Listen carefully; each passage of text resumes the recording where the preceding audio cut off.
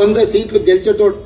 లారీలో కొద్ది పైసలు ఉన్నాయి ఆయన దగ్గరనే కాదు, ఆయన కొడుకు దగ్గర, ఆయన బిడ్డ దగ్గర, ఆయన అల్లుని దగ్గర, ఆయన సడ్డకు దగ్గర, అల్మారీల బీరువాల కాదు లారీల నిండా రూపాయలు ఉన్నాయి. మరి వాళ్ళు సీట్లు ఎందుకు గెలవలేదు? కామారెడ్డిలో చంద్రశేఖరరావునే బడకేసి కొట్టిరు ప్రజలు.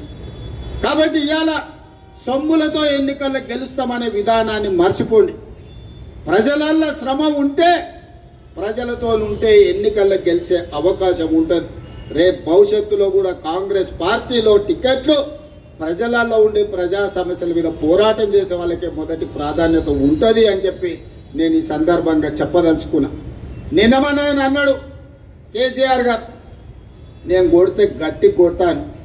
నేమన్నా చెప్పిన, అయ్యా ఏందయ్యా కొట్టడానికి, అదేమన్నా ఫుల్లా ఆఫా గట్టి కొట్టడానికి అన్నాడు.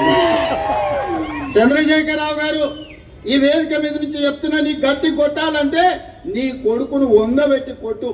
ఎందుకంటే ఆయన తిరుగుళ్ళు చూడు, అది చేసే వ్యవహారాలు చూడు. నీ బిడ్డను 2 చప్పరి, ఎందుకంటే లిక్కర్ దందాలో ఉండి ఈడ నిన్ను ఓడించిందే కదా, ఆడ కేజ్రీవాల్ కూడా మింగేసింది. నీ అల్లుడు భూదందాలు చప్పరి, నీ అల్లుని పట్టుకొని 4 గట్టిగా కొట్టు. వాళ్ళను కొడుకుని కొట్టు, అల్లుని కొట్టు, బిడ్డను కొట్టు, సడ్డకుని కొడుకుని కొట్టు, గట్టి కాదు కట్టె తీసుకొని కొట్టు.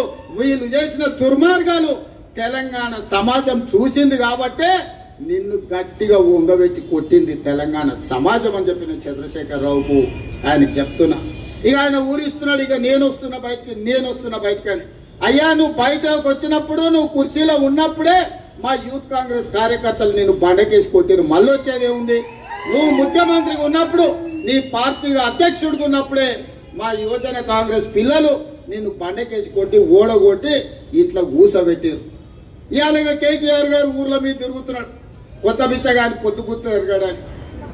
10 ఏళ్ళ అధికారంలో ఉన్నాడు, డబుల్ బెడ్రూమ్ ఇల్లు ఇస్తాను ఇయ్యలే, ఇంటికో ఉద్యోగం ఇస్తాను ఇయ్యలే, దళితులకు 3 ఎకరాల భూమి ఇస్తాను ఇయ్యలే, డబుల్ బెడ్రూమ్ ఇల్లు ఇయ్యలే. ఇట్లా చెప్పుకుంటా పోతే 100 హామీలు ఉన్నాయి. 10 ఏళ్ళు అమలు చేయలేదు. 7 లక్షల కోట్ల రూపాయలు అప్పు తెచ్చాడు. 10 నెలలు కూడా కాలేదు, అప్పుడే బిచ్చగాని గంగిరెద్దులో తిరగా సంక్రాంతి పండుగ పూట గంగిరెద్దుల్లో వచ్చినట్టు ఊరు తిరుగుతున్నాడు. ఈ ప్రభుత్వం ఏం చేయలేదని. ఈ ప్రభుత్వం 5 ఏళ్ల కోసం ఎన్నికైంది. మొదటి సంవత్సరంలోనే 55,000 ప్రభుత్వ ఉద్యోగాలు ఈ ప్రభుత్వం ఇచ్చింది. మొదటి సంవత్సరంలోనే 25,50,000 మంది రైతులకు 21,000 కోట్ల రూపాయల రైతు రుణమాఫీ చేసింది. నువ్వు ఎక్కువైపోయిన రైతు బంధు 7,625 కోట్ల రూపాయలు నేను వచ్చినాక రైతు బంధు మొదటి విడత వేసిన. ఇవాళ 10,000 కోట్ల రూపాయలు రైతు భరోసా 2వ విడత వేసిన.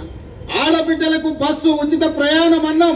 ప్రతి నెల 400 కోట్లు దాదాపుగా ఈ సంవత్సరంలో 4,000 కోట్లు ఆర్టీసీ కార్పొరేషన్ కు చెల్లించి 120 కోట్ల మంది ఆడబిడ్డలు ఆర్టీసీ బస్సుల్లో ఉచితంగా ప్రయాణం చేసింది.